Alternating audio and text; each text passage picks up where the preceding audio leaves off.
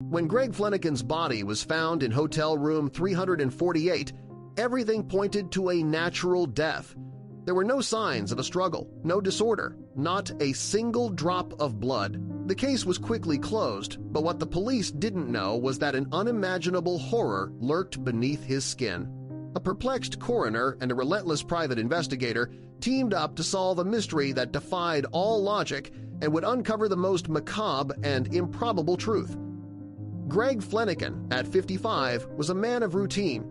His life as a land appraiser, a professional who evaluates and prices properties for companies in the oil and gas industry, took place between constant business trips. And when he was away from home, his evening always ended the same way at the elegant MCM Hotel in Beaumonton, Texas, with a cigarette, microwave popcorn, a chocolate bar, and the simple solace of cable television. On the night of September 15, 2010, after calling his wife, Susie, Greg followed his ritual, got into bed, and turned on the television. The next morning, his co-workers became concerned when they couldn't reach him and asked the hotel staff to open the door with a passkey. Upon entering, they were shocked by what they found. Greg was lying lifeless on the floor, very close to the bed, but as disconcerting as the discovery was, at first glance, the scene had nothing to suggest a crime. Greg was lying face down on the floor in his pajamas, with an unlit cigarette between his fingers. The room door was locked from the inside. His wallet, containing more than $1,000 in cash, was intact. There were no signs of disorder, a struggle, or blood. Faced with a complete lack of evidence of a crime, the police issued a swift and decisive ruling. Death by natural causes, probably a heart attack. The case seemed closed. The body was then taken for examination. As was his legal obligation in a case of sudden death, Dr. Tommy Brown, the local coroner, proceeded to perform an autopsy. Although he hoped to confirm the police's hypothesis of a natural death, Greg Fleniken's assessment turned into a disturbing mystery that defied all logic. Beneath the intact skin, that is, no wounds lay a chaotic mess of injuries. Several fractured ribs, a broken sternum, a lacerated heart and liver. A perplexed Dr. Brown couldn't reconcile the lack of external bruising with the level of internal devastation. The wounds were similar to those suffered by victims of a car accident or someone crushed by a heavy object. The coroner considered the possibility that they were the result of CPR, but the forensic evidence completely refuted this. Greg had been dead for several hours when he was found, and no one had attempted resuscitation. The injuries simply couldn't be explained. Faced with the enigma, Dr. Brown declared the death a homicide, but with the cause of death listed as unknown. It was a brave act that kept the door open to a truth no one could see. Meanwhile, the man's widow searched for answers. Susie Fleniken refused to accept that her husband's death could go unexplained. Distrusting the official versions and the inconsistencies, she made a radical decision. She hired private investigator Ken Brennan, a DEA veteran with a legendary reputation for his ability to read between the lines and decipher what others couldn't. Bren, along with local detective Scott Apple, immersed themselves in the case. They returned to the crime scene, reread every report, and re-interviewed every person who knew Greg, including employees at the hotel. But no one at the hotel knew anything when they suddenly turned their attention immediately to the occupants of the adjacent room, room 349, 3 electricians from Wisconsin.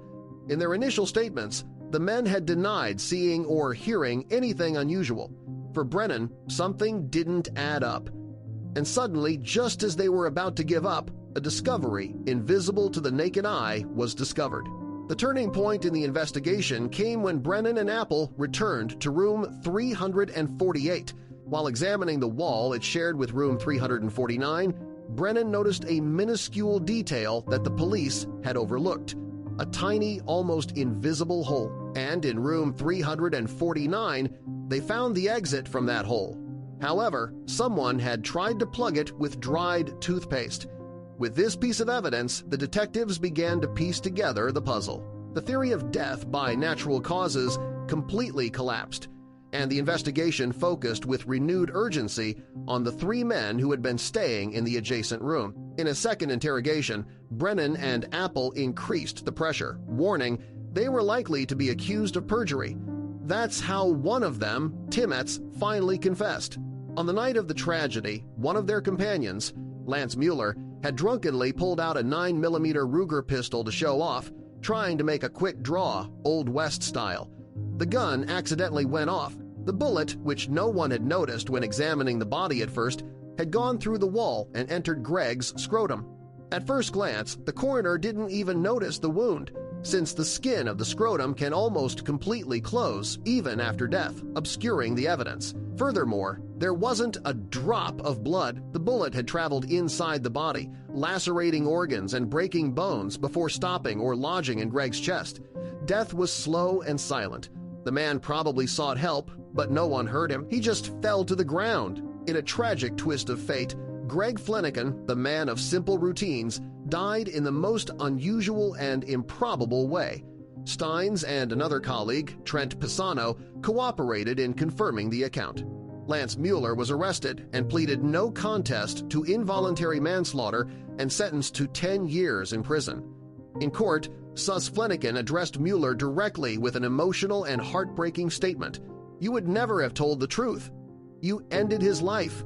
No, you didn't intentionally seek him out, but you were responsible for his death with every lie you told, with every selfish and premeditated deception, with every cover-up, and with the same force that a detective concluded, I would have spent the rest of my life looking for you, and I found the person responsible for Greg's death.